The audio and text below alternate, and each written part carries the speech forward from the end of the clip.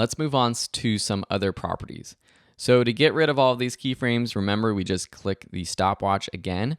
But once we do that, it actually stays at the value where our timeline indicator is basically. So if I click this there, it's going to stay at 0%. So I'm going to move that back up to 100%. So let's bring down all of our transform properties. Let me just make this a little bit bigger, fit up to 100%. All right, so now you know how to set keyframes. So it's rather simple to create a position animation. So say we want our square to end up here. Let me take my selection tool. We'll set a keyframe for our position. So decide what time you want it to end at this position. So we'll do 1 second and set a keyframe for position there. Maybe we want it to pop up from beneath this composition itself. So I went back to 0 seconds and I'm going to drag this down. And you'll see as I start dragging, because I have a position keyframe, we get this sort of line with little dots stretched between the 2 points. You'll also notice that as I drag down, it's kind of hard to make it precisely going perfectly vertically up without going from side to side. Well, to lock it in place, press the Shift button. And as I do that now, it's kind of locked in place like so. And it locks horizontally or vertically.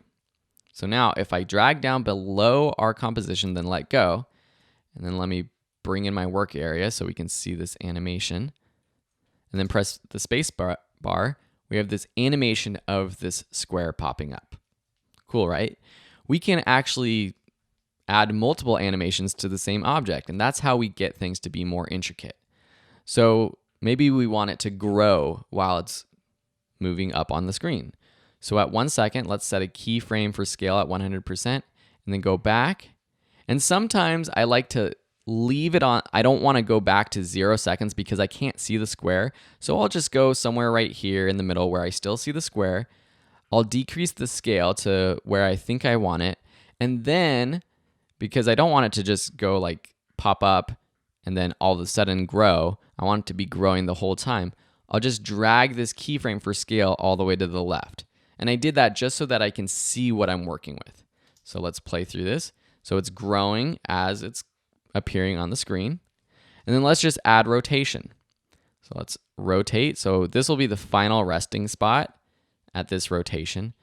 We'll go back again, and let's rotate to the left. Now, the problem that I see is that our anchor point isn't in the center of this object. So what happens is it rotates from that anchor point, which is a little off center, which actually looks kind of cool.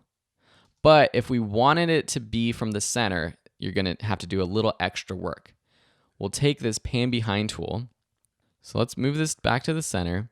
And then what we'll have to do is see where the position starts.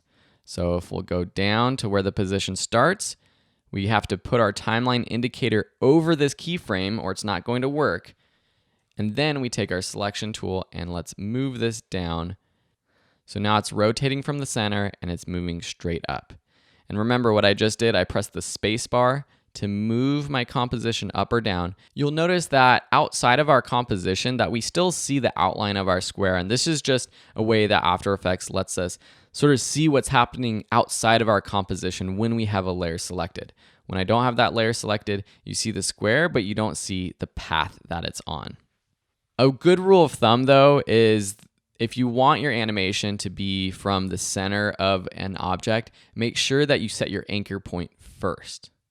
All right, now we have this pretty cool animation of the square popping up. What if we want to change the rotation? This is just a reminder that if we want to make it rotate even more and we want to change this first one, remember, we can't just go in the middle of these two keyframes and change the rotation. Say we want it from -36 to -94. Because what's happening is now it's going from -79 to -94 and then back to 0. You'll want to go all the way to the first keyframe, and now with our time indicator on the first keyframe, set the rotation to whatever you want it to start at, like 94.